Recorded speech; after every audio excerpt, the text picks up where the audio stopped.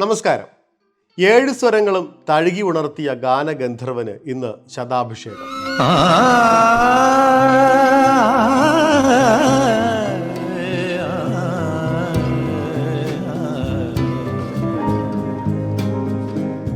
സാർത്ഥകമായ 84 വർഷങ്ങൾ, 1000 പൂർണ്ണചന്ദ്രൻ്റെ ശോഭ. യേശുദാസ് എന്നത് ഒരു വ്യക്തിയുടെ പേരല്ല. 6 പതിറ്റാണ്ടിലേറെയായി മലയാളിയുടെ ഹൃദയത്തിലേക്ക് പെയ്തിറങ്ങിക്കൊണ്ടിരിക്കുന്ന എല്ലാ മനുഷ്യവികാരങ്ങളെയും ഉൾക്കൊള്ളുന്ന അപൂർവ സുന്ദരമായ ഒരു ഗാനത്തിൻ്റെ, ഒരു രാഗത്തിൻ്റെ പേര് കൂടിയാണ്. മലയാളിയുടെ സംഗീത സങ്കല്പങ്ങളുടെ എല്ലാ ഭാവങ്ങളും ഒത്തുചേർന്ന പേരാണ് യേശുദാസ്. നമ്മുടെ പ്രണയങ്ങളിലും നമ്മുടെ വിരഹങ്ങളിലും ഒക്കെ അദ്ദേഹത്തിൻ്റെ സാന്നിധ്യമുണ്ട്. ആരാധനയും ഭക്തിയും എല്ലാം ആ സ്വരത്തിൽ ഒരു മതമായി മാറി. മലയാളികളുടെ വിശ്വാസങ്ങളിലും ആരാധനാലയങ്ങളിലും ആ ശബ്ദം മുഴങ്ങുന്നുണ്ട്. ഗുരുവായൂരപ്പനെ ഉണർത്താനും അയ്യപ്പസ്വാമിയെ ഉറക്കാനും യേശുദാസിൻ്റെ ശബ്ദ സാന്നിധ്യമുണ്ട്. ശ്രീനാരായണ ഗുരുവിൻ്റെ ശ്ലോകം ചൊല്ലി അരങ്ങേറ്റം കുറിക്കാനായിരുന്നു അദ്ദേഹത്തിൻ്റെ നിയോഗം. ഗുരുവിൻ്റെ ദർശനം പിന്നീട് ആ 21-കാരൻ്റെ ജീവിത ദർശനമായി മാറി.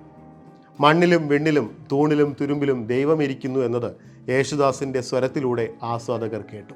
നിരവധി ആൽബങ്ങൾക്കും സിനിമകൾക്കും വേണ്ടി അനേകം ഭക്തിഗാനങ്ങൾ അദ്ദേഹം ഈശ്വരന് സമർപ്പിച്ചു. ക്രിസ്തുവിൻ്റെയും അയ്യപ്പൻ്റെയും ശ്രീകൃഷ്ണൻ്റെയും നബിയുടെയും വാഴ്ത്തുപാട്ടുകളിലൂടെ ഭക്തിയുടെ വെളിച്ചം മനുഷ്യ മനസ്സിലേക്ക് എത്തിച്ചു. ആരാധനയിൽ നിന്ന് ആത്മീയതയിലേക്ക് വളരുന്ന സംഗീത അർച്ചന കൂടിയായിരുന്നു ആ യാത്ര. സംഗീതത്തിനായി സ്വയം അർപ്പിച്ചുകൊണ്ടുള്ള പ്രാർത്ഥന നിരവധി ഭക്തിഗാനങ്ങളായി ചിട്ടപ്പെടുത്തി ആലപിച്ചു. വിശ്വാസങ്ങൾക്ക് അതീതമായ സംഗീത ലോകം അവയെല്ലാം സ്വീകരിച്ചു. ഗംഗയാറ് പിറക്കുന്നു ശബരിമലയിൽ, ഒരേ ഒരു ലക്ഷ്യം ശബരിമാമല, വിശ്വം കാക്കുന്ന നാഥ, ചെമ്പൈക്ക് നാദം നിലച്ചപ്പോൾ, റസൂലെ നിൻ കനിവാലെ, ഒരു നേരമെങ്കിലും കാണാതെ വയ്യ, കരുണാമയനെ കാവൽ വിളക്കേ, ഹരിവരാസനം വിശ്വമോഹനം. അങ്ങനെ നിരവധി ഗാനങ്ങൾ.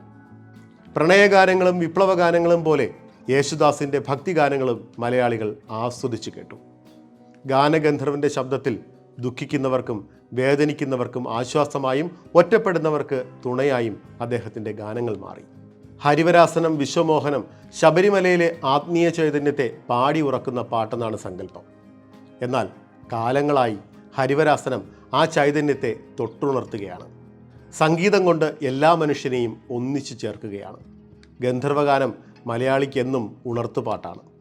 കാലദേശാന്തരങ്ങൾ കടന്നുള്ള ഈശ്വര സാന്നിധ്യം കൂടിയാണ്.